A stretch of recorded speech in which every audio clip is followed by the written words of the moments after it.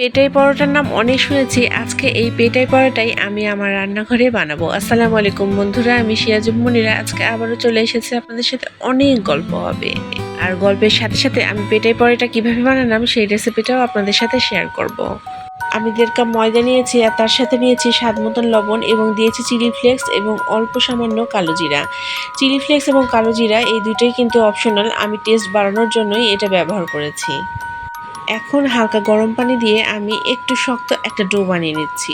ডোটা খুব একটা নরম করব না, মোটামুটি একটু শক্তই, দেখতে পেয়েছেন কেমন। এখন আমি প্রথমে একটা বড় রুটি বেলে নিব।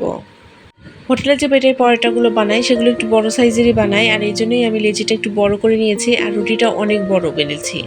এখন এটার উপরে একটুখানি তেল ব্রাশ করে দিচ্ছি আর তারপরে আমি এগুলো পিস পিস করে কেটে নিব।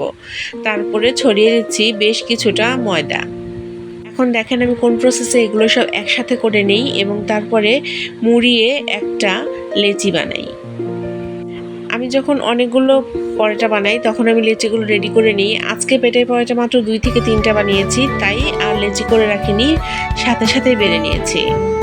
পেটাই পরোটার ক্ষেত্রে এই লেয়ারগুলো খুবই গুরুত্বপূর্ণ। লেয়ারগুলো একটা আরেকটার সাথে আলাদা হয়ে যায় আর এই পেটাই পরোটা খেতে বেশি অসাধারণ লাগে।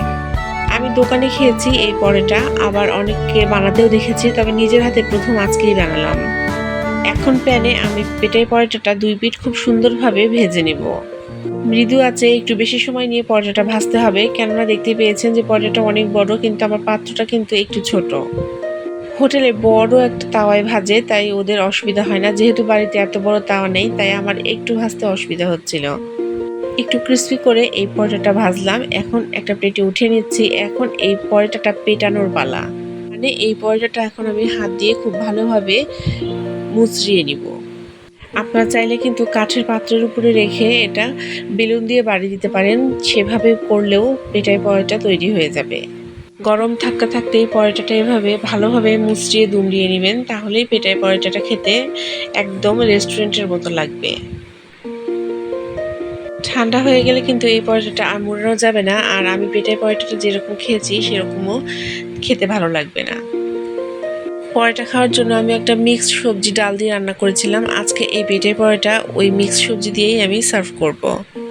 মিষ্টি কুমড়া, পেঁপে, পটল, কলা এবং সাথে 3 রকমের ডাল দিয়ে আজকের এই মিক্সড সবজিটা আমি রান্না করেছি। আপনারা কে কে এই পেটাই পরোটা টেস্ট করেছেন অবশ্যই আমাকে কমেন্টে জানাবেন। আমি এর আগেও হোটেলে খেয়েছি, কিন্তু বাসায় এই প্রথম বানিয়ে খেলাম। দেখেন লেয়ারগুলো সব আলাদা আলাদা হয়ে আছে এবং এই পরোটাটা খেতে অসাধারণ লেগেছে আমার। এখন আমি পরোটা খাই, আর আপনারা অবশ্যই কমেন্টে বলে যাবেন যে আপনাদের রেসিপিটা কেমন লাগলো। সবাই ভালো থাকবেন, আমাকে আপনাদের দোয়ায় রাখবেন। আল্লাহ হাফেজ।